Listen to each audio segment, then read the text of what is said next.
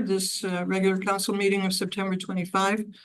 I'm Nettie, I'm the deputy mayor, and I will be running this meeting while our mayor is indisposed. The meeting will be streamed live and recorded for public viewing on the town's YouTube page using the following link, and it's listed on our website.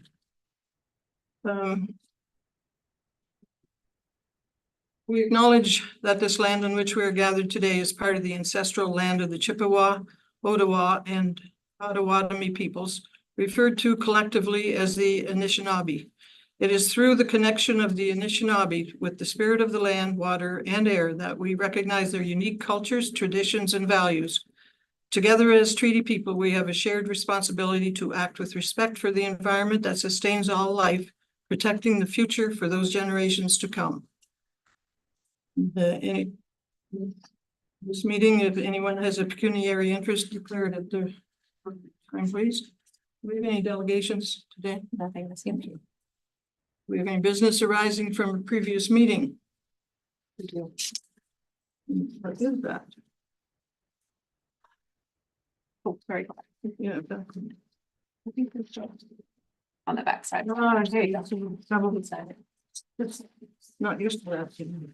Okay, we're going to have a verbal update on traffic and safety on Fleming Road and Lakeshore Road. A delegation previously heard at the July 31st meeting. Mr. Silva, did you any comment on that? Yes, thank you. I had met with Mr. Curry following that delegation. As council may recall, he had basically two primary concerns. One was the illumination of the intersection at Fleming and Lakeshore. And secondly was the safety for pedestrians crossing Lakeshore at Fleming Road. So since that time, we have learned from the county that they're actually planning on putting 4 streetlights at that intersection. Mr. Curry is aware of that and he's thrilled because he thought there was only going to be 2. He also had a concern with the timing of those streetlights, and I had told him at the time that I was thinking it was going to be this fall. The county has procured pricing for that project and does intend to move forward this fall. I don't have an exact date, but I would imagine it'll happen sometime shortly. On to the second concern with the pedestrian crossing. He had suggested that we look into putting in something similar to what they have over at Mike Weir Park. That type of crossing is what we call a level 2 type B. So it has the rectangular flashing beacons on the side that get activated with a push button. Because of the speed limit on Lakeshore, that type of application is not possible. It has to be 60 kilometers or less. So I did explain that to him.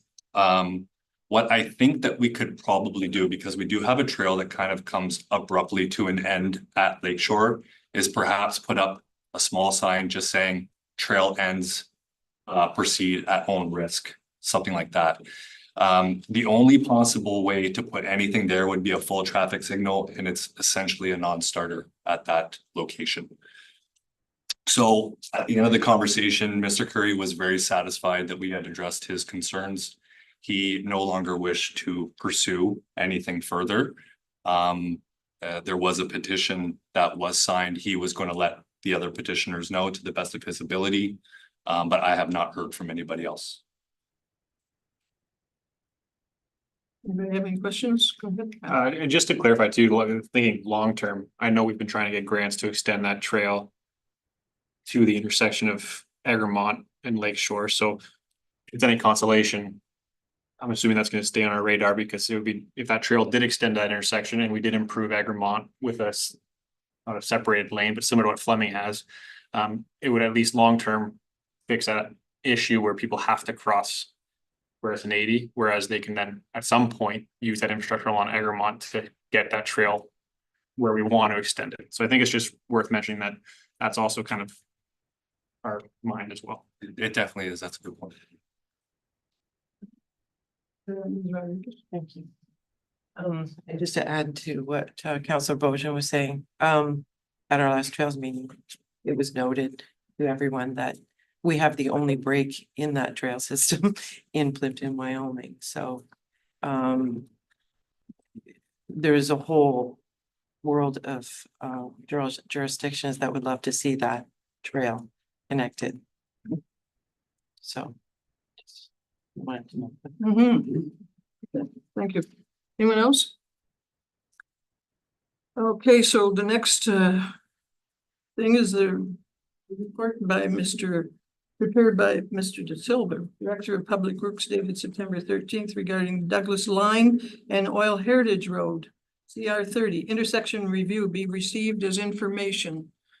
You're on again, Mr. De Silva. Thank you, through the chair.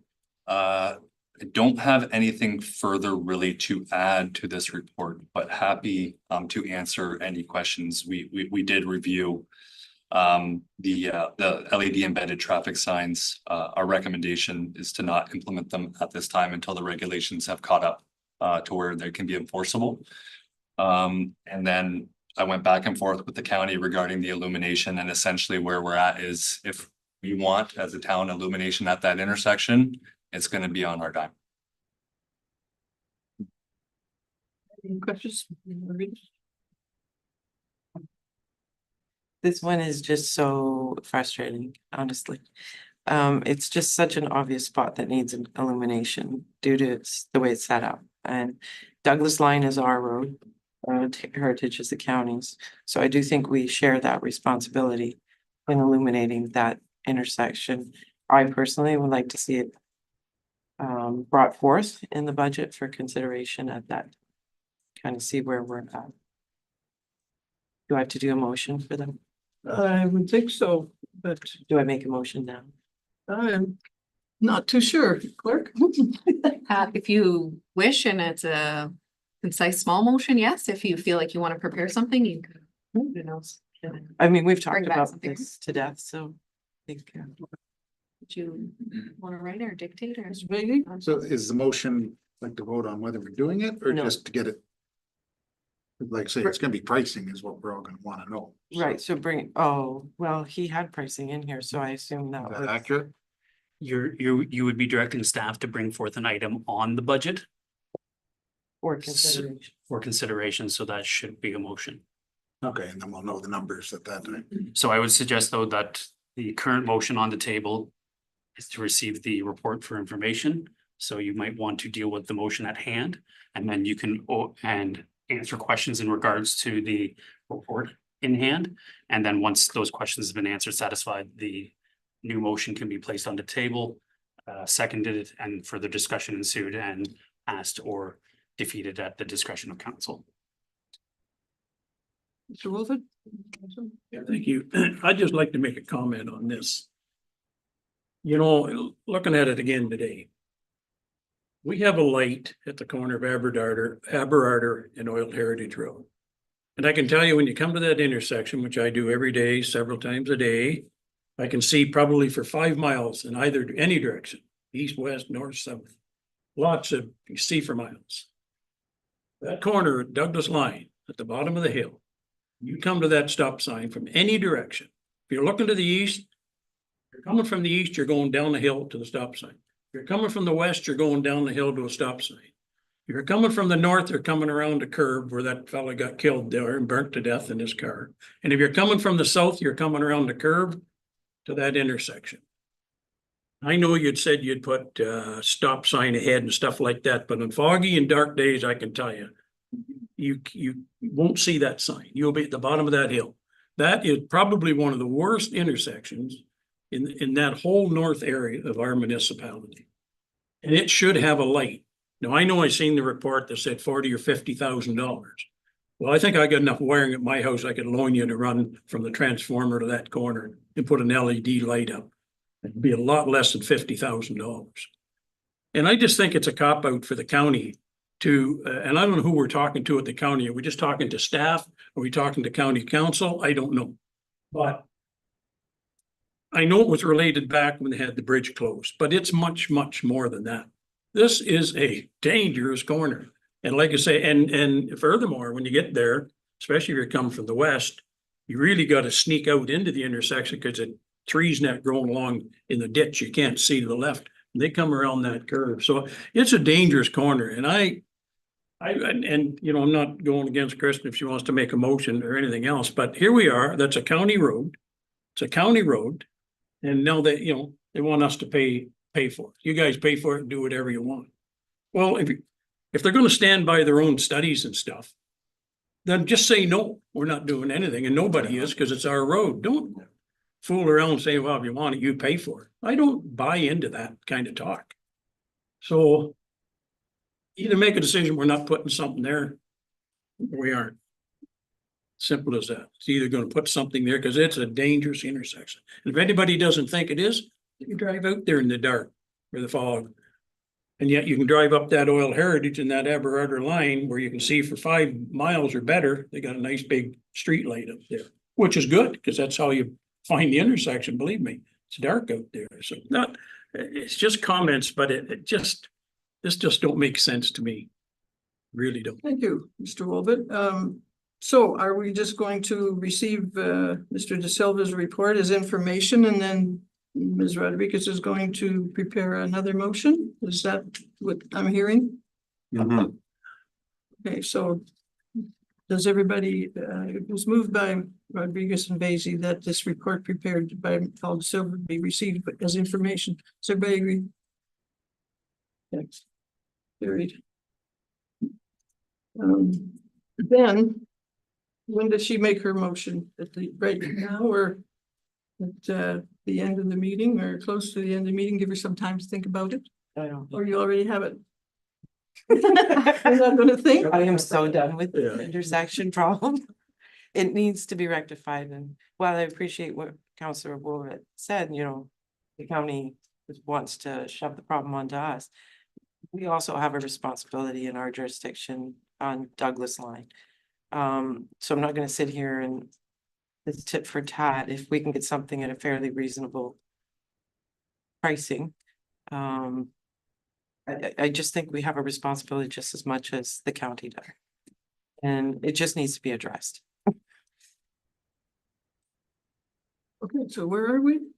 You're making a motion? Have you got it done? Speak to that. I put what Councillor Rodriguez suggested, that it be brought forward for the 2025 budget deliberations. I just said illumination at the corner. If there's some more specifics that they want to say, whether it be this kind of I don't know what your thoughts are on that. I've just done that basic. So if you want to add or take away or. No, it's very good. Okay. I think that gives staff the ability, a wide range to work with.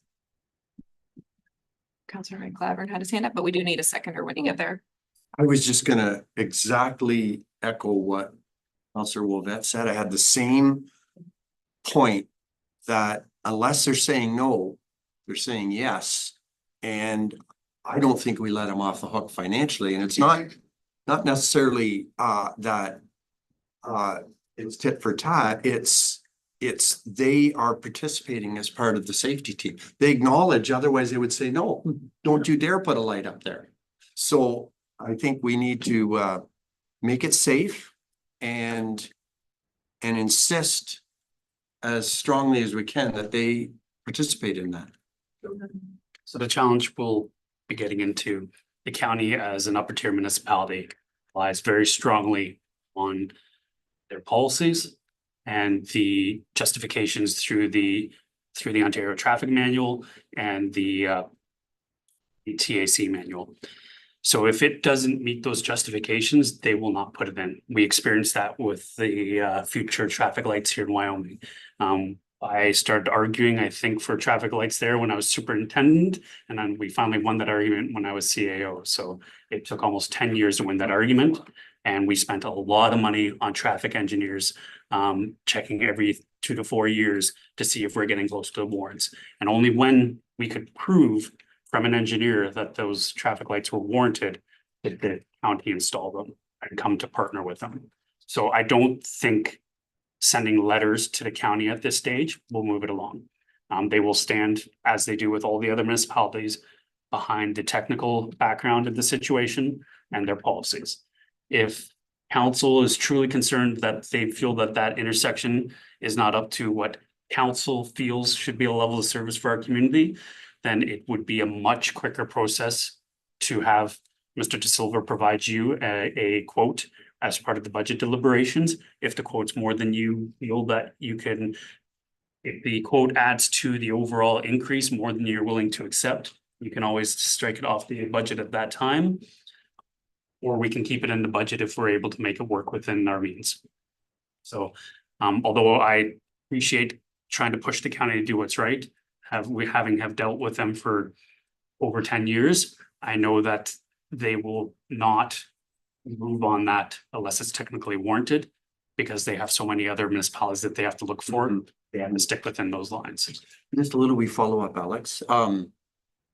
Remember what it was. Oh, do we have any documentation from the OPP as to how many? So, Paul, did you want to get into how collision data is utilized to justify illumination at intersections to a minor sense?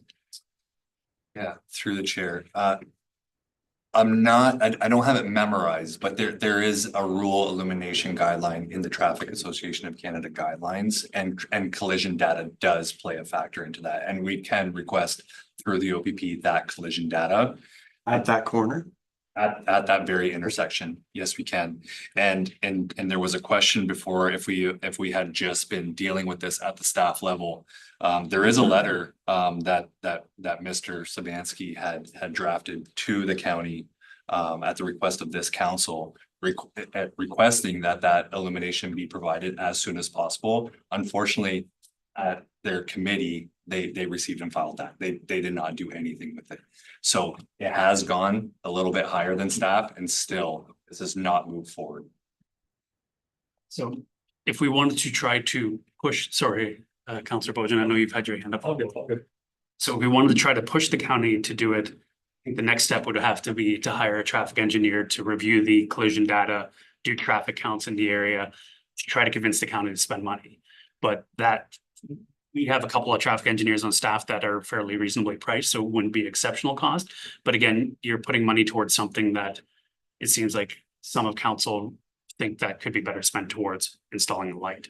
And I don't know the collision history at the intersection, but it would likely be a challenge to convince the county and a challenge to get the engineer report to support the lighting at that intersection. So the money might be better spent on staff's time to get you quotes.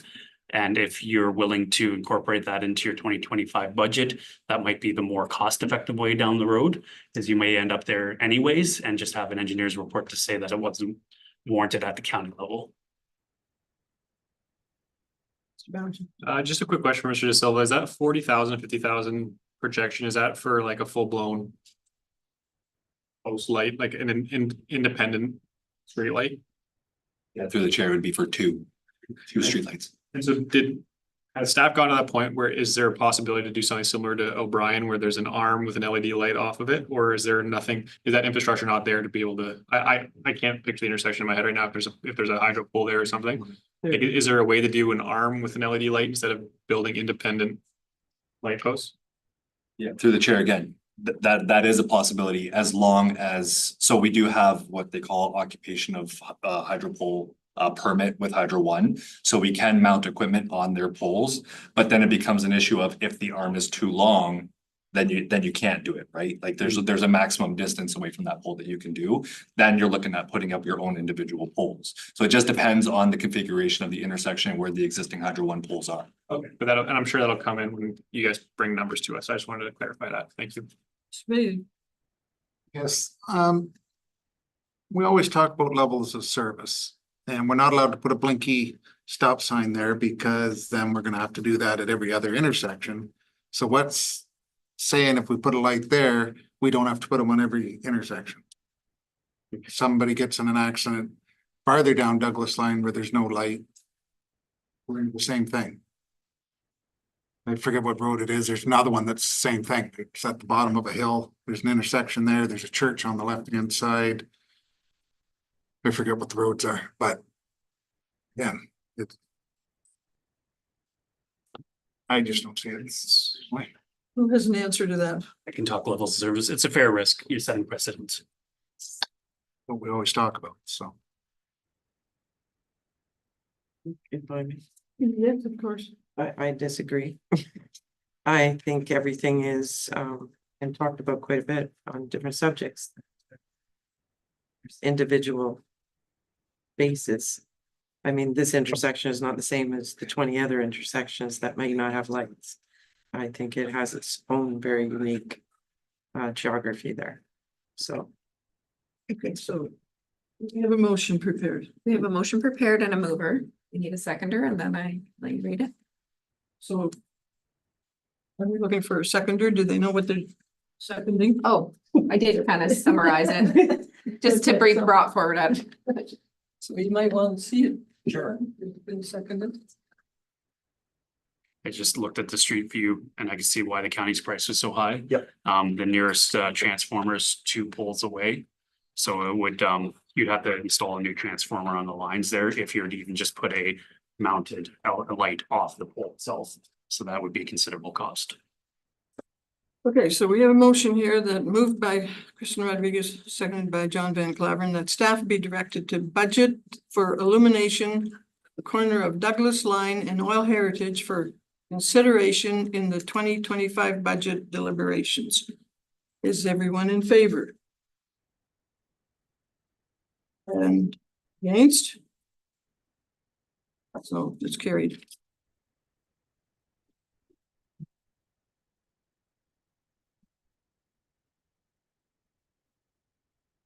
Move on to the minutes.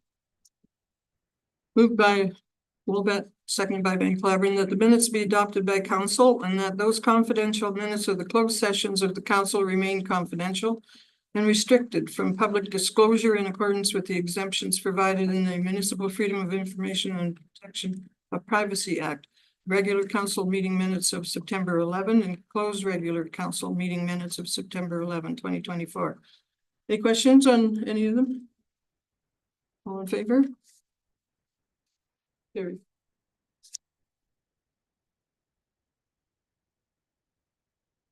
Moved by Van Claveren, seconded by Wilbert, that the minutes be adopted by council and that those confidential minutes of the closed sessions remain confidential and restricted from public disclosure in accordance with the exemptions provided in the Municipal Freedom of Protection of Privacy Act of the Wyoming Public Cemetery and Inactive Cemetery Committee minutes, July 11th to 2024. Special Events Committee minutes, August 12th, 24. Parks and Rec Committee minutes, August 15, 2024. Any questions? Okay, all in favor? Carried.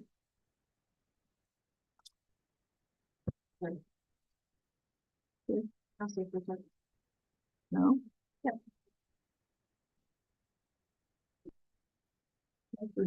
Okay. Do you have anything to report, Mr. Wolbert? I'll just do this now. The only thing, we've had a fire budget meeting the other night and I won't go into any details because it'll be presented time to the council. Very good meeting, a long meeting, but lots to discuss in the fire department. Other than that, I'll stop there.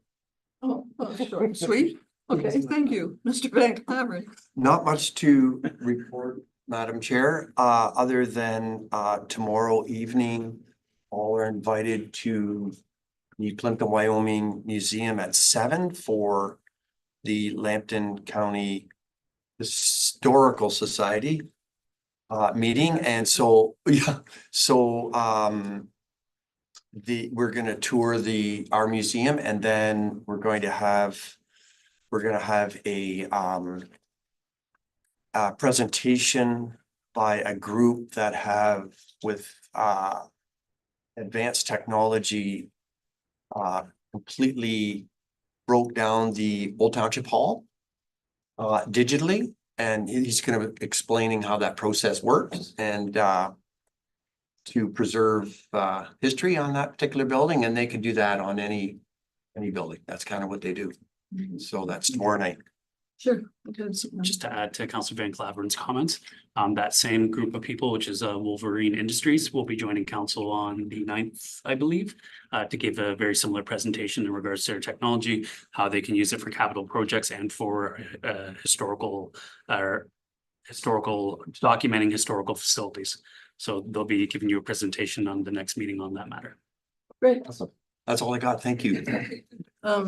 And that's meeting at 7. You're going to the museum first, and then you travel to Kimlaki Community Center for the Lambton County Absolutely. Historical Yes. Society meeting, yeah, so they're gonna, okay. Banner night, yes. And, John is, making coffee and cooking, making cookies, that's what he's doing. Someone is making cookies, yes, I'll be providing them, yes, yeah. Rodriguez, Thank you. Yes, we had the fire meeting the other night and I had the Conservation Authority meeting. It's Thursday.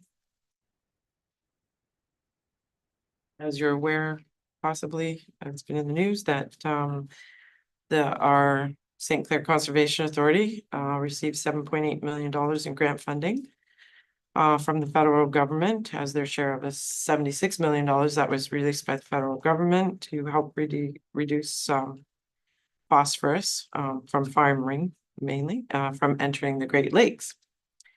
And just to note, the St. Clair Conservation is focusing on the Sydenham watershed, which is a large swath in the southern portion of their jurisdiction.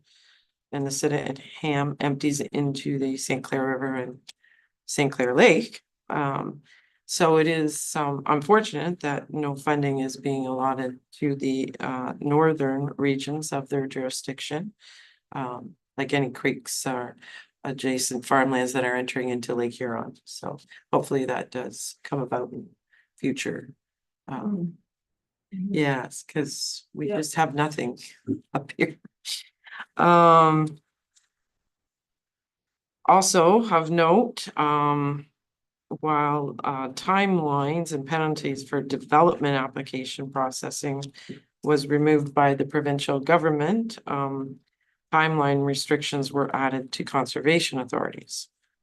So parties seeking permits must receive a response within 21 days from the Conservation Authority after submitting their request and still long enough. Hmm? That's still long enough. and can now seek an administrative review if they are unsatisfied with anything, which administration now has 30 days to respond to an administrative review, which is a new thing. And applicants now have the ability to appeal directly to the Minister of Natural Resources as well on anything they're unsatisfied with. Okay. So those were the highlights. Oh, nice, thank you. And I will discuss another matter on the meeting under. Is that it for now? Yes, thank you. Vacy? Yes, had Parks and Rec this month. We discussed the installation of a camera for across the street with the vandalism that's going on, so that'll, I believe it's coming back to this council, is it not? Or have, Through the chair, it's within our purchasing ability, so. so anyway, so we've okayed it to mount the camera on the corner of the building here and get it, so that'll be our first one, and then we'll review all the other parks going forward, if need be. The cost of it, I think, is one replacement of the lock that we've replaced 5 times now. So, what, and the damage you go. That's about the only thing exciting there. We have the user groups coming back next month with their end of the season report kind of thing, so we'll know more how that went. Thank you. Mr. Boucher? Thank you. The only thing I have is just to remind the special events committee is working on the Halloween event at the Kamalaka Community Center for its Saturday, October 26th. So planning is underway, lots of activities, magic show. So it's forming up to be a pretty cool, exciting event. And hopefully we'll be partnering with the Optimist as well for that, but that'll be October 26th.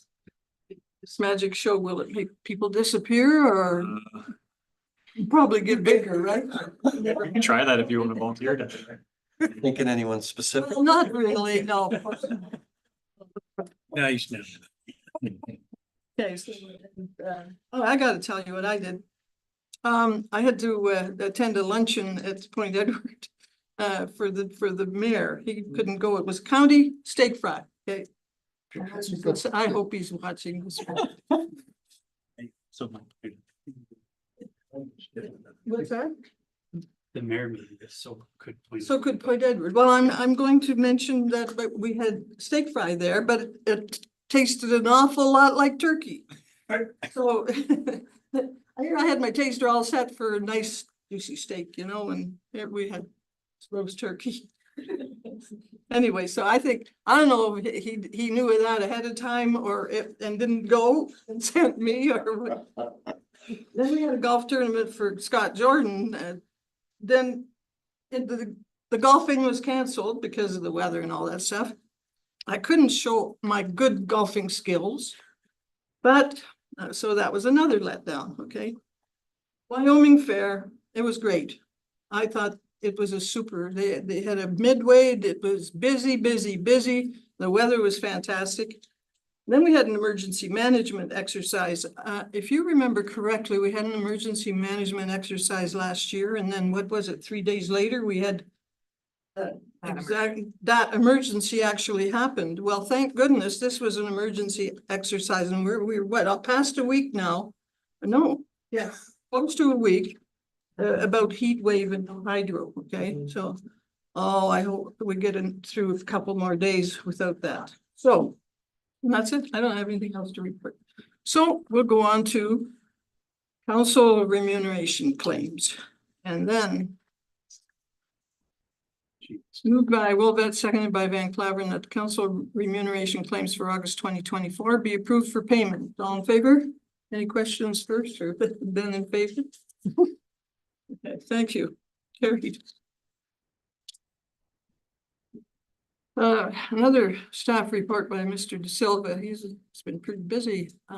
Moved by Van Claveren and seconded by Rodriguez that the report prepared by Paul De Silva, Director of Public Works, dated September 13th, 2024, regarding the Front Street, London Street, Plympton Street surface asphalt tender results be received, and that the tender from Sevcon Paving for $162,009.90 plus HST be accepted, and that the bylaw 116 of 2024 be taken as having been read 3 times and finally passed, and the mayor and clerk be authorized to sign the said bylaw accordingly.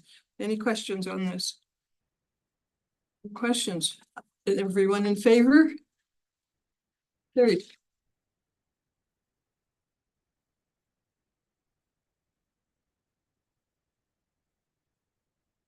Moved by Mr. Basie, seconded by Mr. Belgian, that the report submitted by Paul De Silva, Director of Public Works, dated September 16, 2024, regarding the 2024 culvert replacements, various locations, tender results be received, and the tender submitted by JLH Excavating in the amount of $79,527 plus the HST be accepted, and that bylaw 117 of 2024 be taken as having been read 3 times and finally passed, and the mayor and clerk be authorized to sign the said bylaw accordingly.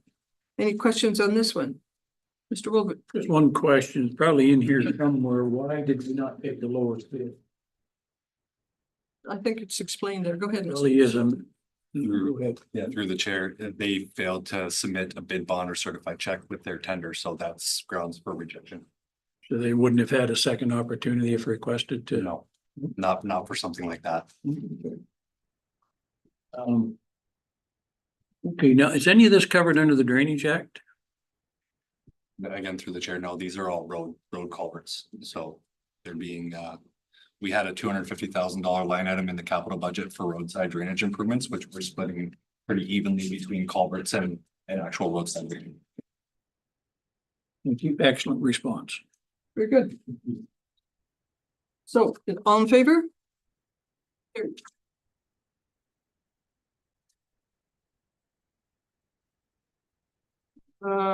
Moved by Rodriguez, seconded by Wilvet, that the report by Aaron Korchak, clerk, dated September 9th, 2024 be received and approved, that council supports staff's recommendation of option 1 to establish a life of the dog licensing tag program, establish an animal control reserve, and that council approves the fees as $100 per dog for dog owners that have purchased a tag for at least the past 5 years, $150 per dog for any new licenses sold. Are there any questions on this one? Ms. Rodriguez? Thank you. As a dog owner, I appreciate really good report. I learned a lot about how many dogs we have. Yeah. We have a lot of dogs in this jurisdiction. And we have a lot of people registering their dogs, which is really good. I looked at other, I mean, the average lifespan part is really hard for me because it just depends on the breed of dog. I feel like, well, I had a couple of reasons, like, the price. I know it's a one and done type thing, but that might be hard on people, especially when you first buy a dog and that's up front to start with and pull on. It might make less compliance. There's people on fixed budgets and things like that, so I find it a little bit high that way. And then dogs are really different. I just feel like your complaints might go up. Somebody buys one in 2 years, something happens awful. You might get more complaints wanting refunds or things like that. But I did look at other jurisdictions. I noticed Hampshire Shores doesn't even have one. Zora Township doesn't have one. But they're kind of all over the place. I found your fee was pretty much in line with a lot of jurisdictions who still do the program. But I liked Petrolia's the best. I found it kind of solves some of the administrative issues. So what they do is, and I noticed some other jurisdictions do the same, they're doing a dog take for the life of the dog. So they're not doing a new dog take every year, which is cutting down on a lot of that. So you get a dog tag once, and it's for the life of the dog, but you still pay annually. And Petrolia just puts automatically once you first register and get your initial dog tag, it automatically goes on your property taxes after that. So that way there's not 3 different ways of collecting the money, which causes more administration time. It just automatically goes on the property taxes. So I felt that I really liked it as a solution here. And the other thing is, I'm not sure why any funds are going into an infrastructure fund. I mean, they should be going into general operations because there is admin time. So that's where the money should go, towards updated software. Or into public works, who have to go out and clean up dog poop sometimes. Get some of their money back. So those were my thoughts. I would not be in favor of the one. Okay, thank you. Mr. Basie. Yes, being a dog owner too, I don't know if I'm in conflict or not, but I've been, yeah, let's just say we're the ones who can't talk about it. But I'll risk it. I brought this up at budget time that dogs get licensed. We make 20,000 a year off it, and it costs us roughly 5,000 to 6,000 a year to run the program. So we're subsidizing nothing. Once in a blue moon, you'll see somebody's dog go running down the street and a kid chasing it. But every day I go home, there's 5 or 6 cats wandering my neighborhood that are not licensed. So I would say to that, why not? Lower the price of the tag and licensed cats and dogs. Because right now, if a cat gets picked up and goes to the shelter, the dog owner is paying for that. We're subsidizing it. We don't own a cat, and we shouldn't have to subsidize. And my dog's not allowed to run around in the neighbor's yard, but the neighbor's cat can do whatever the hell it wants. And he tends to do a lot in my garden. That's all I have to say about that. I'm just digesting all this. Mr. Wolfen. Personally, I think it's good just exactly the way it is. We're doing very well. $20,000 a year. So it costs $4,000 or $5,000. Still making 14 or 15 grand to go into wherever you want to put it. Like, doesn't matter to me. Whether it goes into infrastructure, the general coffers is going to get spent. I'll guarantee you that. So I think the way it is, it's simple. At one time, we used to have a guy go around and collect for us. And I kind of think we're about the same amount of money. $20,000 seems to ring a bell. And he used to do all the work, but I don't think you need all this extra stuff. I think it's fine just the way it is. And by the way, I don't have a conflict of interest because I wouldn't have a cat. Don't have a dog. Thank you. You're welcome. Any other Mr. Bowden? I just have a question. I don't have a dog. I've never gone through the process. Do we collect information for a dog tag related to if they have the rabies vaccine up to date? Like, is that the whole point of? Because I know some places that's the whole point is to make sure the dogs are up to date on their rabies vaccine because dog bites happen all the time. So I'm just wondering, do we collect that through this process? We do. I think we rely on the owner to give us confirmation of. Oh, no, we don't actually, sorry. No, that was neutered or spayed. We don't ask for proof of that, but they provide us that, but we don't have anything regarding these. I was just because I lean towards keeping status quo, but I do agree with the idea of putting some money away for specific related. There's always dog owners talking about how they can't be in the parks off leash, so where should they go? So I'm not opposed to having some sort of fund that's outlined in this report, throw some money in to throw surplus over there. But personally, I see a dog tag program specifically to make sure that rabies vaccinations are up to date, so I don't know if that's something that we should be adding to the, if we maintain a program, if that's something that can be added, because I thought that was personally, that's the most important part of a program to me. That's all I have. Ms. Rodriguez? Thank you. I kind of learned too, because I wasn't really sure what it was for. But it's for subsidizing the bylaw. It should, if your dog has the tag on and bylaw picks it up, they can quickly find out who owns the dog and bring the dog back to you and avoid all the going to the pound and all those fees. So that's basically what the fee is, subsidizing that cost. Personally, my dog doesn't wear a tag because I use a harness, not a collar, but after getting educated on what it's all about, I feel like I'm gonna try and do that. Yeah, well, tags are very useful for dogs, so. Yeah. Anyway, and cats, well, I don't know about them, anyway. Do you have something more? Well, Can I just speak to? yeah, please speak to. It is required for rabies, when a dog's been deemed a dangerous dog, so that's a step there. To go back and look at that. And then cats, I am not aware of anywhere licensing cats. I think we did look it up a few years ago.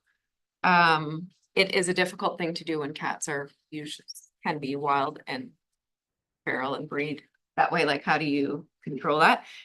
But I understand Councillor Baisey's frustration. I just don't know how you run a tag program like that.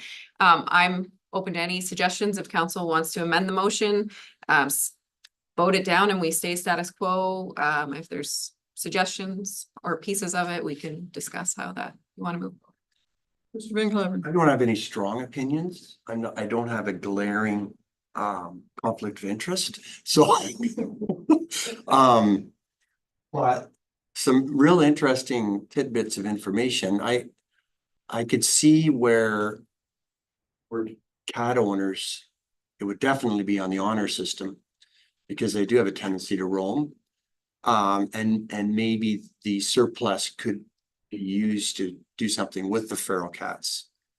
There is a group that in the area that deal with them, and so maybe supporting them to check in with the Wyoming feral population too might be a thing. I like the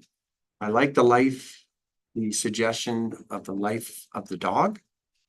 I'm not sure how that would work with a cat and its 9 lives. We'd lose money in the end, so. 9 years. But, yeah. So I think anything to reduce the workload.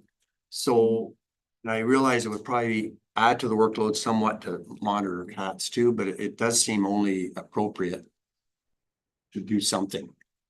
And I mean, I'm sure there's some canines out there too that aren't getting tagged. Yeah, they're not getting paid for it too, so.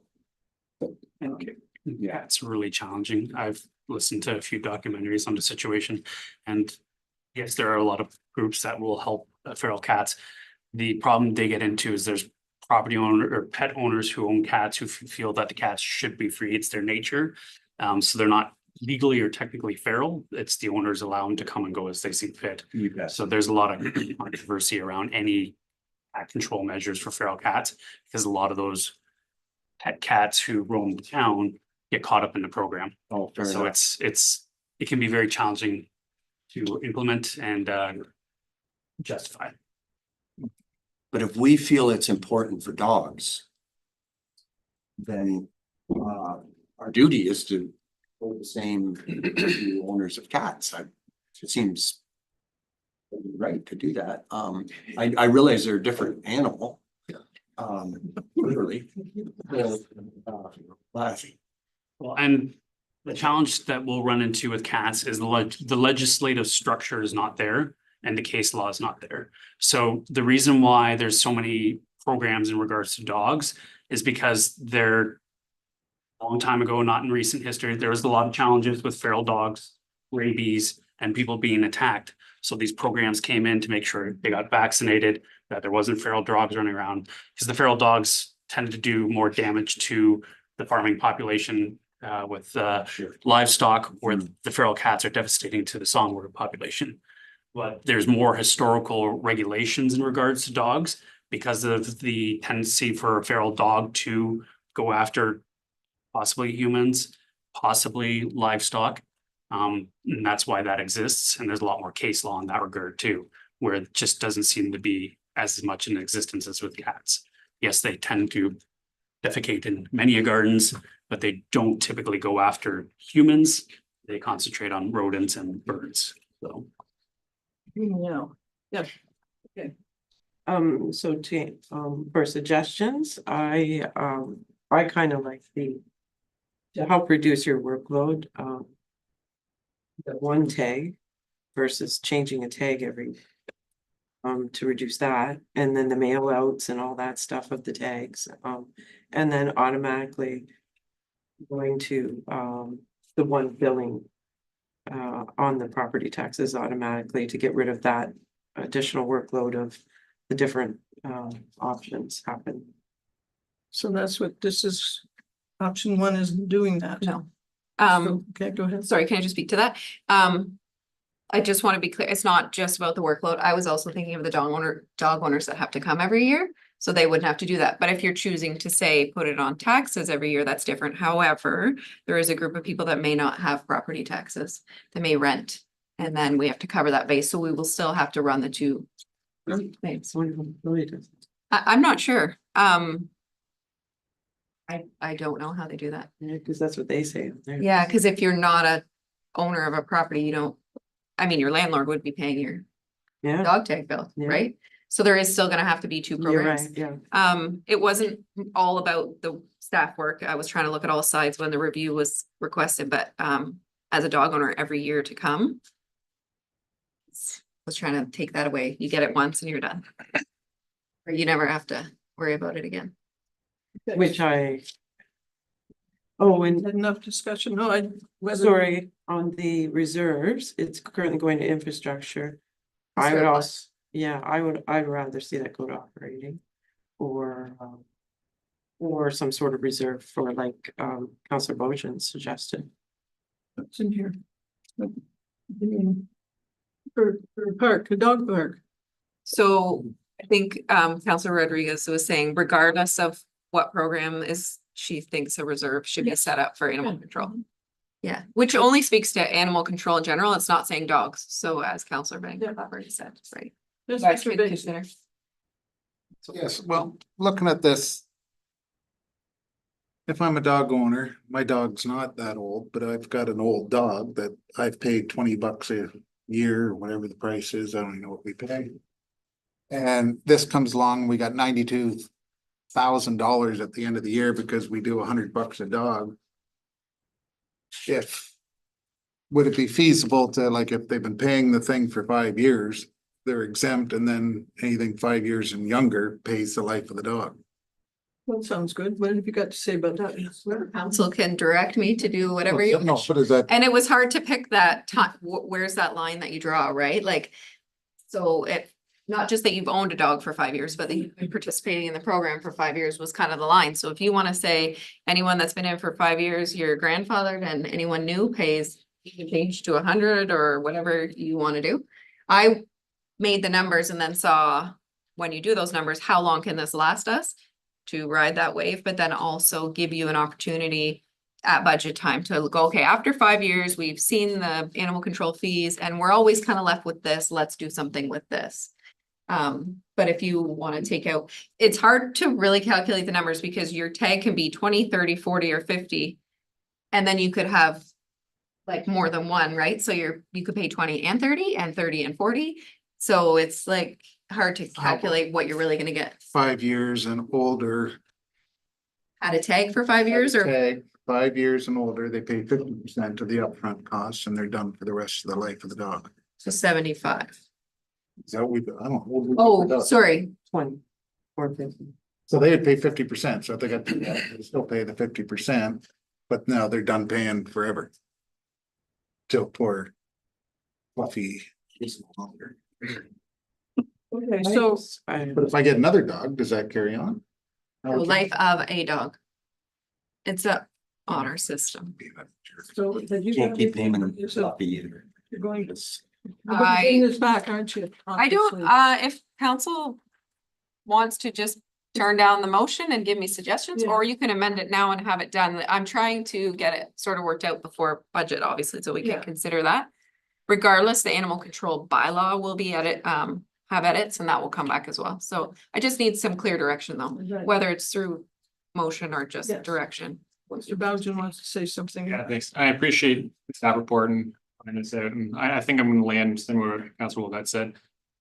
I think we leave a status quo, but you know what? Councilor Vasey made a good point that when you look at how much money is going into the general reserve and it being, paying for subsidizing things, then I'm kind of leaning to status quo and maybe you reduce the dog tags because we're clearly taking in too much money to pay for the bylaw. So I just don't want to overcomplicate. I know there's staff time involved with the status quo, but I don't want to overcomplicate it even more. I'm personally just leave it status quo and maybe we even look at cutting the price of the dog tag because we're taking in too much money for that's kind of where I'm at. So, but what about leaving it status quo, but taking that surplus and putting it towards. I would support that if it was. Yes. Rather than, spending it on services. Did So- you want to say something? Norma, maybe you can help me with this. Just, we've talked about going back and forth, how the money just goes to infrastructure. Any bills that we get from the Humane Society comes from that revenue first. Yeah, That any of the surplus that's left over goes to the general surplus, and then council has historically put the general surplus to infrastructure reserves. So this doesn't just automatically go directly. But we've been all over the place. I think the most consistent voice I've heard is status quo in the program, but put those funds to reserves. And then once you have a bit of a reserve built up, then maybe you can choose to either cut the funds or allocate those reserves to dog programs, such as a dog park, scoop and scoop signs, etc. That way, there's a bit of money there to be used towards dog and animal control specific programs instead of it all either coming out of your revenue for each year. You'd be able to do bigger programs. Poop bags up next to garbage bag. Yeah, Yes, we could do the garbage poop bag containers, so.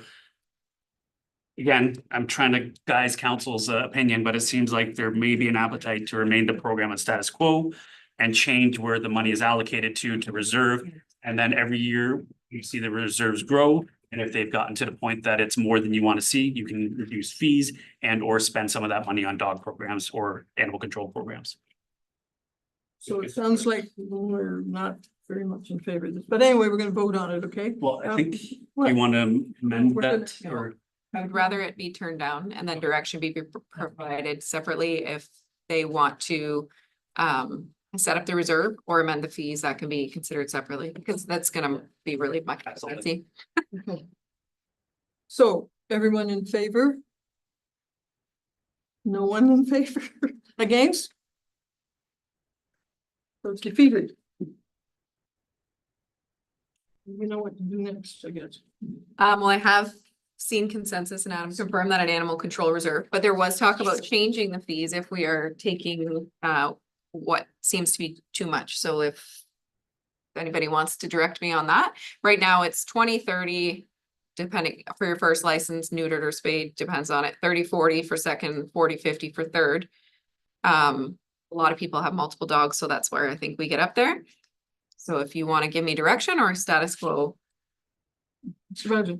Yeah, I'm personally in favor of keeping it completely status quo for now with the change to having a specific fund. Because I just want to make sure that, again, I'm not a dog owner, but at least the dog owners can see some sort of where their money is going. It's going to be for something related to animal control or stupid scoop programs or dog park or whatever it looks like in the future. And then we can revisit the costs once that fund's there. I like that idea. So is this requiring a motion? Yeah, I'm writing it right now. Okay, you're writing it? Good girl.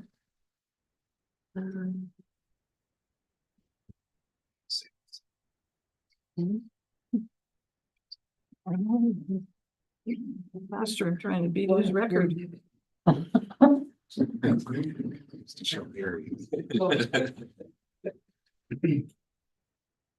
While you're writing, we could go to the.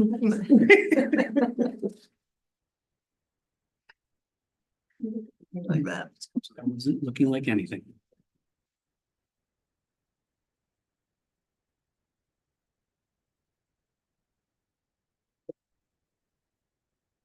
I need a mover and a seconder. Anybody wants, do you want me to read it? Please. That staff be directed to create an animal control reserve for 2025 and that the surplus from dog tag sales be transferred to that reserve each year end. Does that make sense, Norma? Okay, all in favor? I'm so sure. Or do Sorry, you I need a want to mover and a talk seconder. about it again. I need a mover and No, a seconder. Yes. Seconder? Who's the seconder? Alex. Okay. Hey. We're reading this again, or do you all know what it's about? Okay. Is all in favor? Carried.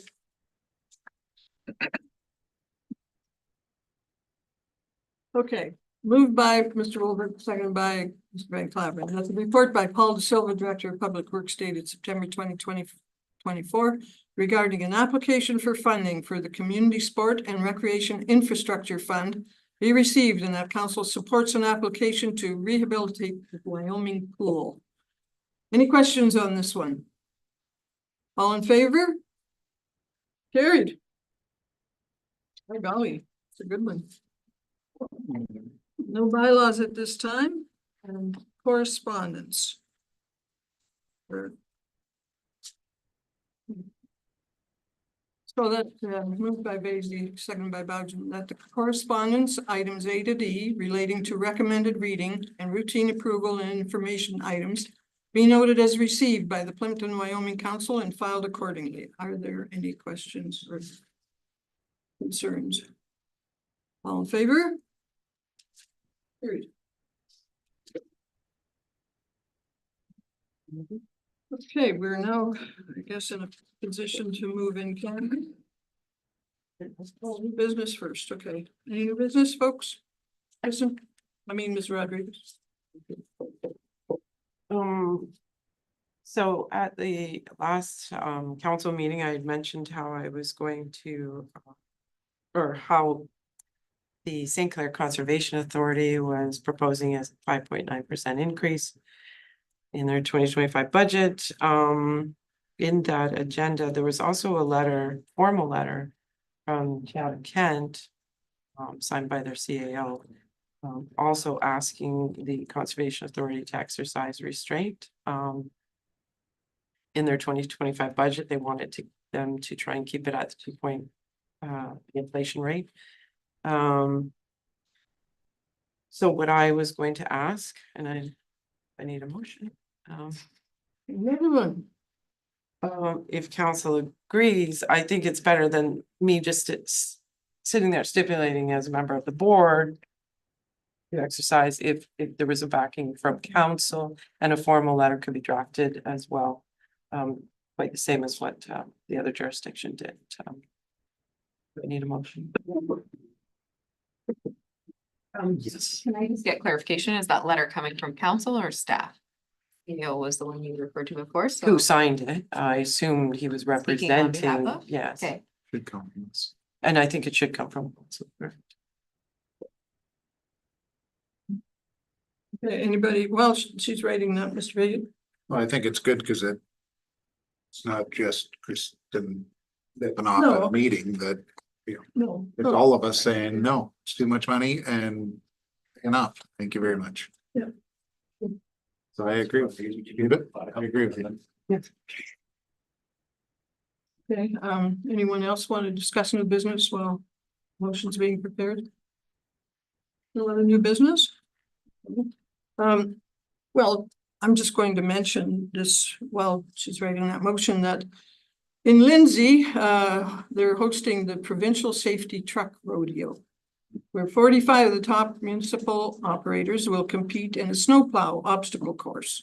So Greg, our own Greg Atkinson qualified at the local regional rodeo and will be representing Plympton-Wyoming at this provincial rodeo. So we want to wish him good luck.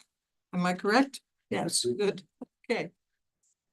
Was that today? It was, I think it is today. Yeah, I'm Today, sure. you know, yeah, so. No, it's not. I don't know if he won or not, but no. We've been too busy making motions for Ms. Russell.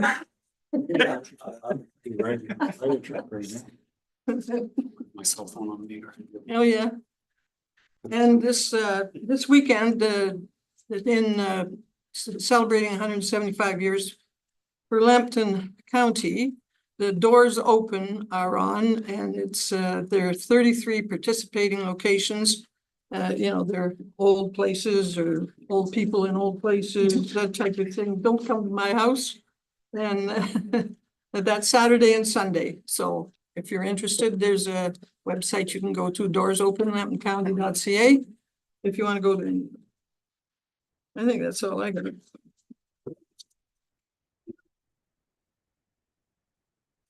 okay.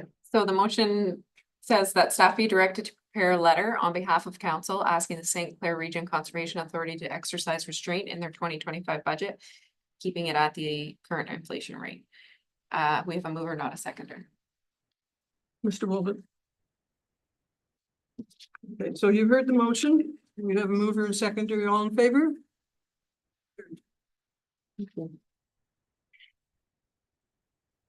Okay. Well, now we move into closed session.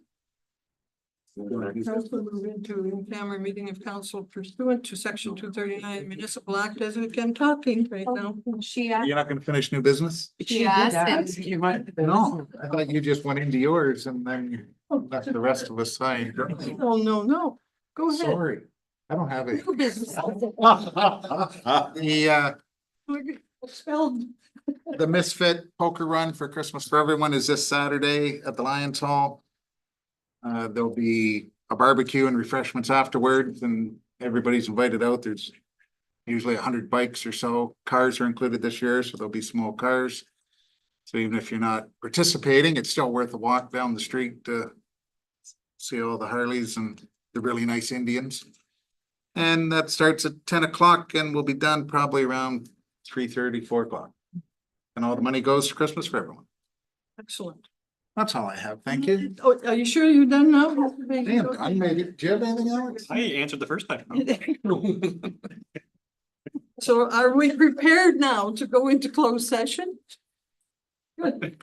Will council move into an in-camera meeting of council pursuant to section 239 municipal act as amended for the following reasons.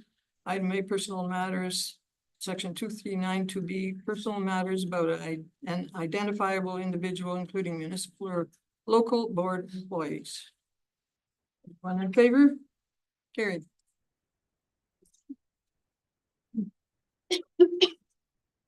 It's We know.